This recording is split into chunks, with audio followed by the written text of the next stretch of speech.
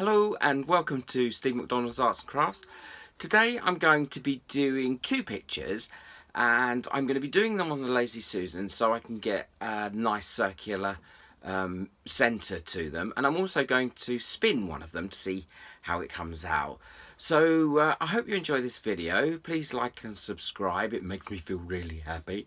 I have no idea how these are going to come out, but I really would like and value your opinion in the comments below on which one you think is the best and why you like it. There's a fly flying right in front of my face. I think it might go in my mouth. It's gone now. That fly nearly got me. So thank you very much. Please enjoy this video. Hit the like, hit the subscribe, and leave a comment below.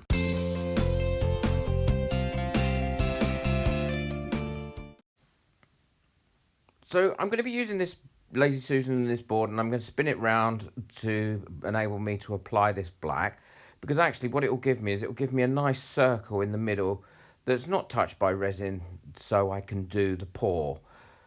And so the pour I'm going to be using in that middle bit will be an old gold, a red and a white done as a dirty pour.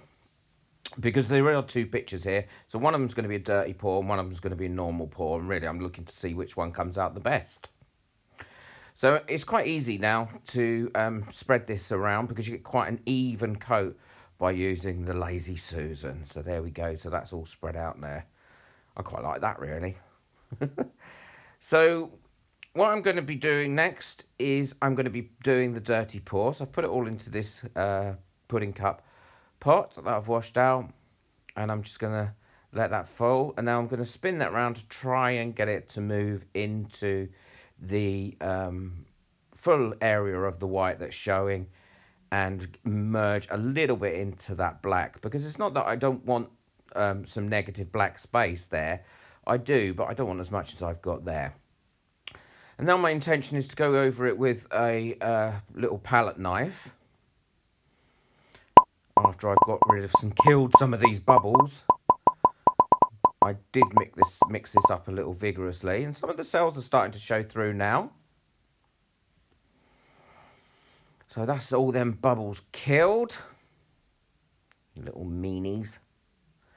And now I'm going over it with a palette knife. And the reason I'm doing that is because I actually want it, once it's spread out, to have a softer edge. And I found that if I soften the edge like this with the palette knife first, it will have a softer edge to it as well.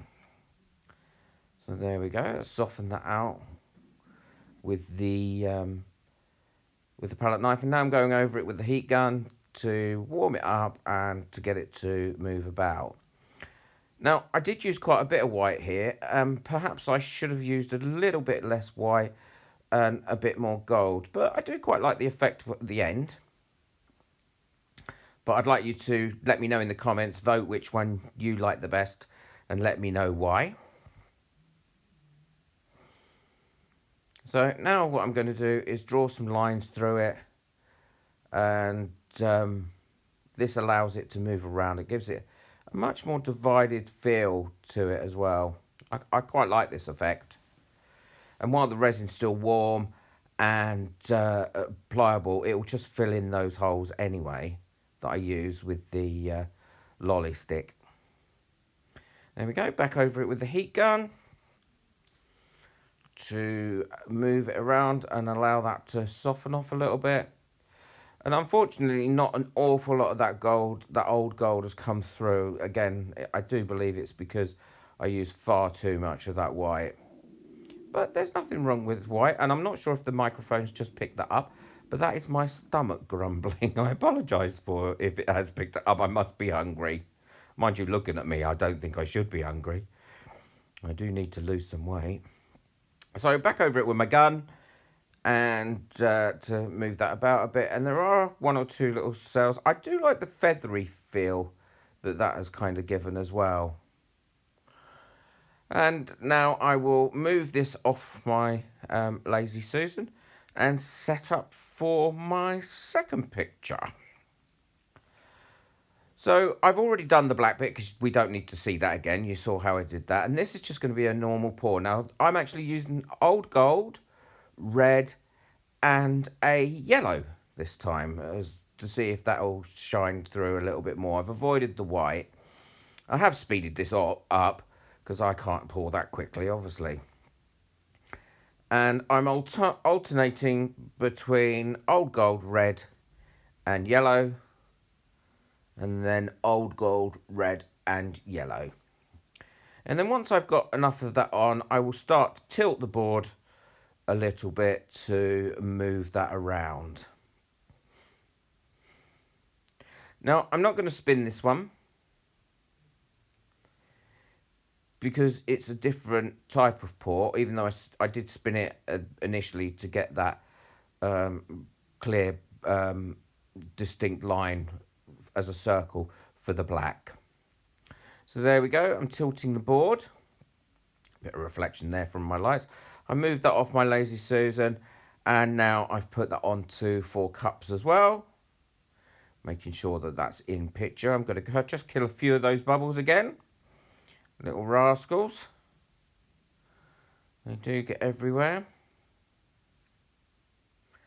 And now I'm going to again use my palette knife, and I'm going to do some bigger sweeps this time because there's the very distinct colours there, and I think this can handle the bigger sweeps that I'm doing. Actually, I quite like how this is coming out, and this is selling up a little bit as well. Now I'm using the textured end. I'm just playing around really here. I've got no real clue what I'm doing at this moment in time, if I'm totally honest. I thought, oh, that looks pretty, and then I thought, no, it doesn't. So just again, bursting any bubbles that are remaining. I do love this old gold. It's from Resin 8. It is absolutely lovely. It's a metallic gold. Something just dropped in there. It's probably that flipping fly that was buzzing around trying to eat me. So I'm going over it now with the heat gun, heating that up and allowing that to move about quite freely. And as you can see, the yellow is now coming through. So is the red, and that old gold is showing quite nicely.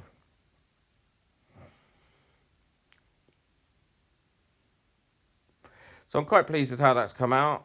That was me because I've moved it. There are a few cells now appearing around the outside, and not so much in the centre. But actually, I'm really liking how this is starting to look.